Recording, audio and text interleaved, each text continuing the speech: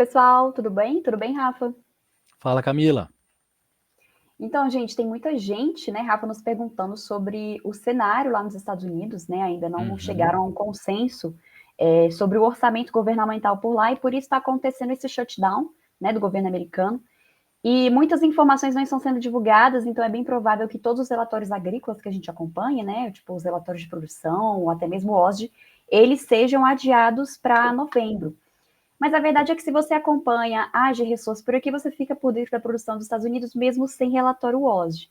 E nossas projeções mostram safras realmente recordes, né, principalmente de soja, lá nos Estados Unidos. E mesmo com pouca variação nas condições das lavouras em setembro, os resultados de colheita confirmam rendimentos excepcionalmente altos por lá. Né, nós estimamos produtividade média nacional em 52,8 bushels por acre, que é mais ou menos 3 a 3,5 toneladas por hectare. É uma leve redução, né, frente à estimativa de setembro, mas ainda é um recorde histórico para os Estados Unidos. A produção e produtividade por estado ainda segue muito elevada por lá. E falando sobre histórico, desde 74, o relatório de outubro do NAS, ele mantém ou eleva as estimativas de produtividade em 64% dos anos. Né? E também há uma tendência histórica de que o NAS ele subestima a produtividade de outubro. Então a gente acha que ainda não há, que ainda há espaço, né, para ligeiras revisões para baixo nas estimativas, por causa do calor e da seca nesse fim de temporada. Mas a projeção de safra recorde de soja dos Estados Unidos ela se mantém.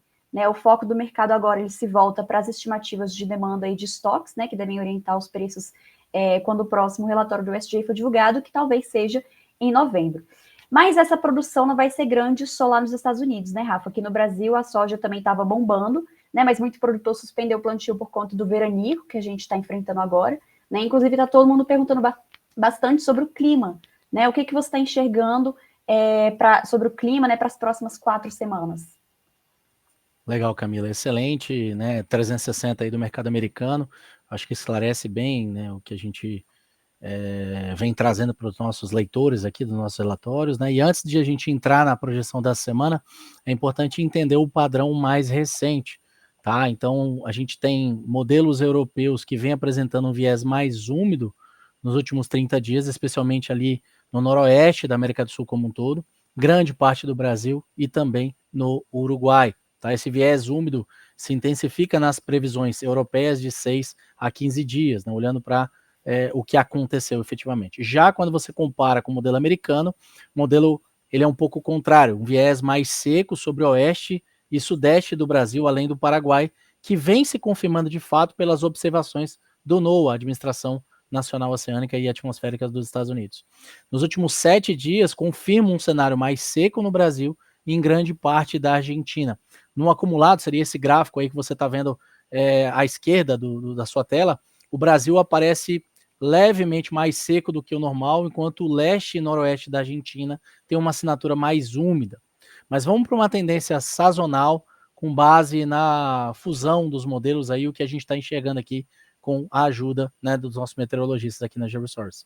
Então, na semana 2, 12, desculpa, agora a projeção dos próximos 7 dias para você aí, né, olhando até 10 dias mais ou menos, olhando para até 17 de outubro, a gente tem uma chuva que volta ali para o Mato Grosso, acaba adentrando o sul do país, e Goiás e Mato Grosso do Sul, que no último vídeo que nós fizemos estava com um pouco mais de preocupação, realmente começa um otimismo melhor. Agora sim, vamos para a segunda semana, né, de 12 a 19, basicamente, que vai pegar e englobar esse período, efetivamente. Há um padrão, né, de fato, mais quente, né, no Brasil Central e Leste, mais secos, especialmente numa faixa intermediária ali, né, que a gente teria do sul para o centro do país. Sudeste do Brasil, mais úmido, Paraguai com boa umidade e Argentina majoritariamente ainda trabalhando seca, começando a receber aí numa faixa de transição no mapa da direita, você vai ver que divide Argentina e Brasil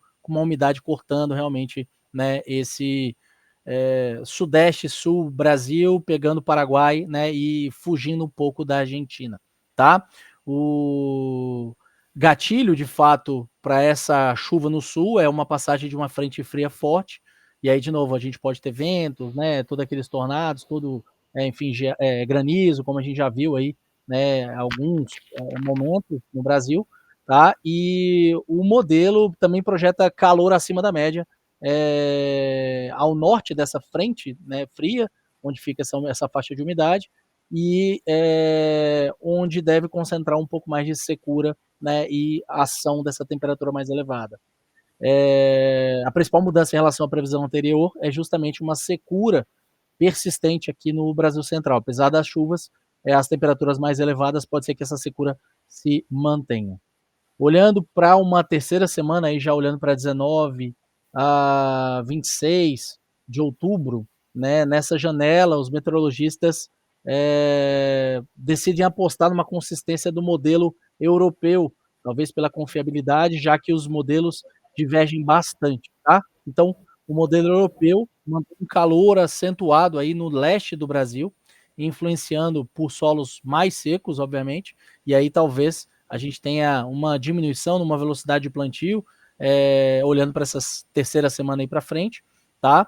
Ao mesmo tempo, o Sudeste segue com um padrão mais úmido, favorecendo toda uma recarga aí do solo, e os modelos alternativos sugerem a possibilidade de uma formação de um bloqueio quente e seco no centro da América do Sul, mas essa hipótese vem sendo descartada por uma falta de sustentação nos sinais de fato climáticos que confirmariam esse viés. Ou seja, mantém-se um padrão de contraste entre o centro e norte, mais seco, e o sudeste, mais úmido.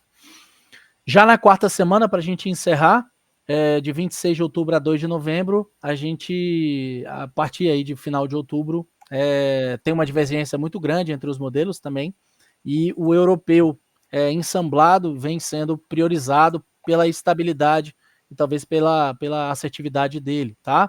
Então, as indicações são uma umidade no centro e no interior do sudeste do Brasil, tá? Umas chuvas fracas a moderadas, sem grandes acumulados.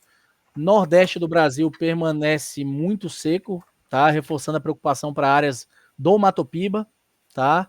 E uma sinalização geral continua seguindo, né, obviamente, uma lógica que é uma umidade mais restrita ao sul do Brasil, ao centro-sudeste, tá? E, obviamente, algum déficit um pouco mais persistente ao centro-norte brasileiro. Então, talvez algum desafio aí pode existir para o norte e partes do centro do Brasil.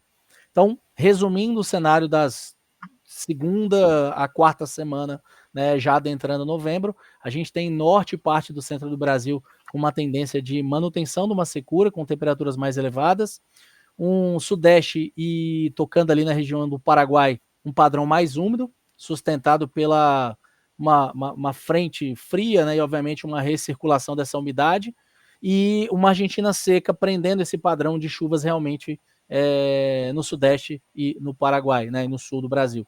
A Argentina mais seca, tá? Talvez, né, alguns episódios aí de possibilidade de mudança, mas por enquanto, né, um Nordeste também brasileiro com uma seca acentuada até o início de novembro. Então, de uma forma geral, é um padrão bem heterogêneo, tá? E, obviamente, a gente vai estar confirmando a cada semana todo esse padrão e trazendo para vocês. Nos próximos dias, né, nas próximas semanas, a gente vai estar atualizando à medida que os modelos converjam, né, e a gente tem algum destaque aí dos nossos meteorologistas. Então, qualquer ponto específico, eu acho que vale, né, para a gente trazer aqui o pessoal para comentar, sugerir, né, ou fazer perguntas, por exemplo, para uma soja mais precoce, o milho safrinha, né, já olhando para o próximo ano também, fiquem à vontade para questionar e demandar da gente, tá bom? É isso, Camila. É isso, pessoal. Então, fiquem ligados, né? Aqui no canal da GRSource Brasil você fica informado, mas só acessando nossos relatórios que você fica verdadeiramente por dentro do mercado. Então, não perde mais tempo, né? Acesse os nossos relatórios, basta acessar o QR Code aqui na tela para você se tornar nosso assinante. Beleza? Obrigada, Rafa. Obrigada, pessoal. Excelente semana para nós. Obrigado. Fica com Deus. Tudo de bom.